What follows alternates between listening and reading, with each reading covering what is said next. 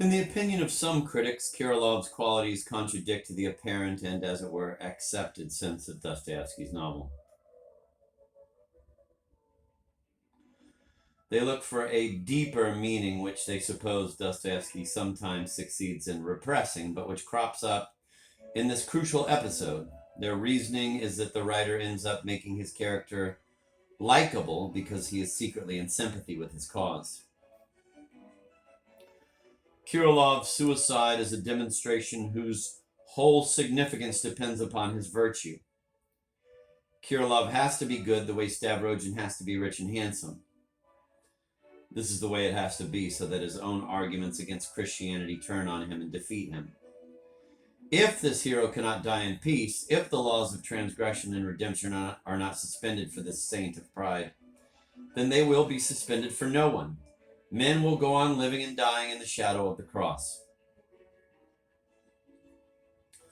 Dostoevsky is the prophet of the whole series of deifications of the individual which have been proclaimed since the end of the 19th century. The fact that he was the first to treat certain themes tends to lend support to romantic interpretations. His foresight is so astounding, it is thought that Dostoevsky must himself be secretly committed to the development he foresees. Dostoevsky is seen as a remarkable but inevitably timid precursor of the Promethean thinkers. The Dostoevskian novel is supposed to present an early embodiment of the modern hero, not quite freed from his orthodox swaddling clothes.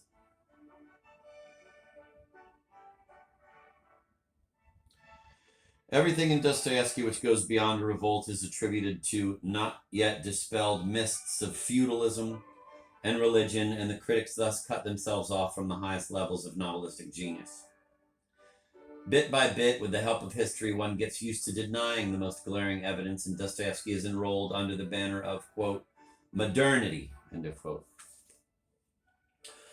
We must clearly proclaim the elementary truths to which the inverted conformity of our time has succeeded in giving a scandalous air. Dostoevsky does not justify Promethean ambitions. He expressly condemns them and prophesies their failure. In his eyes, Nietzsche's superhumanity would have been merely an underground dream. It can be seen in the dreams of Raskolnikov, of Versolov, and of Ivan Karamazov. As for M. Test, from Dostoevsky's point of view, he is hardly any more than a dandy in the realm of intelligence. He abstains from desire in order that we should desire his mind.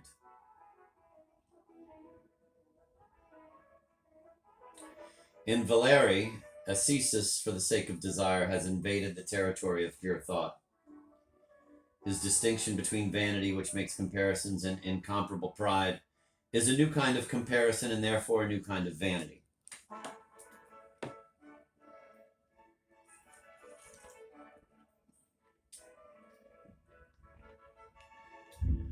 The ontological sickness grows more and more serious as the mediator approaches the desiring subject.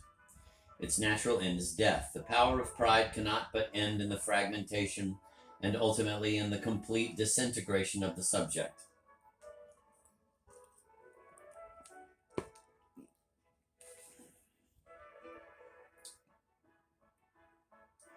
The very desire to unify oneself disperses, and here we have arrived at the definitive dispersion. The contradictions caused by internal mediation end by destroying the individual. Masochism is followed by the last stage of metaphysical desire, that of self-destruction, physical self-destruction, in all Dostoevsky's characters who are dedicated to evil. Kirilov's suicide, the suicides of Svidrigailov, Stavrogin, and of Smerdyakov. And finally, spiritual self-destruction, whose agony has been constituted by all the forms of fascination. Inevitably, the fatal outcome of ontological sickness is, directly or indirectly, a form of suicide, since pride has been freely chosen. As the mediator approaches, the phenomena connected with metaphysical desire tend to be of a collective nature. This is more apparent than ever in the supreme stage of desire. Thus, in Dostoevsky, along with the individual suicide, we find a quasi-suicide of the collectivity. The cosmos of internal mediation is still intact in Proust, even in The Past Recaptured. The threat hanging over the nocturnal and frenzied city of Paris is still very distant. But in Dostoevsky, the great chaotic scenes of his masterpieces are a real dislocation of the world of hatred. The balance between the forces of attraction and repulsion is broken. The social atoms no longer gravitate around each other. The collective aspects of this will to die are particularly developed in the possessed. One whole town, shaken by increasingly violent shocks, finally succumbs to the dizziness of the void. There is a metaphysical bond between the absurd party of Julie Mikhailovna, the fires, the murders,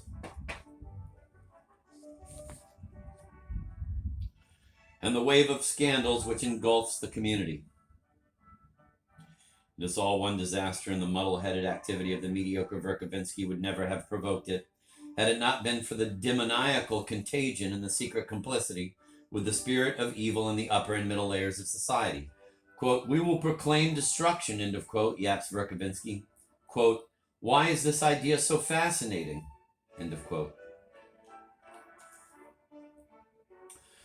This unleashing of the possessed is prefigured in the preceding novels. Most of the great collective scenes in Dostoevsky end in visions of chaos. In Crime and Punishment, it is the extraordinary funeral feast in honor of Marmeladov. In The Idiot, it is the great scenes at Lebedev's villa, the public concert interrupted by the entrance of Nastasia Filipovna, and the slap in the face to Prince Mishkin. Dostoevsky is always haunted by the same spectacle, but even at the height of his genius, he seems incapable of translating its horror. It is not his imagination, but rather the literary genre which is not capable of the task. Dostoevsky cannot transgress the limits of credibility.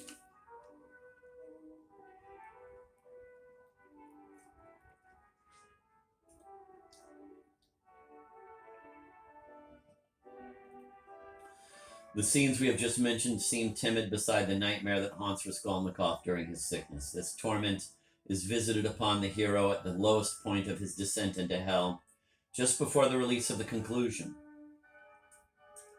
This vision of terror must be compared with other great novelistic scenes in order to gain a glimpse of the abyss in which Dostoevsky's universe is always on the point of being engulfed.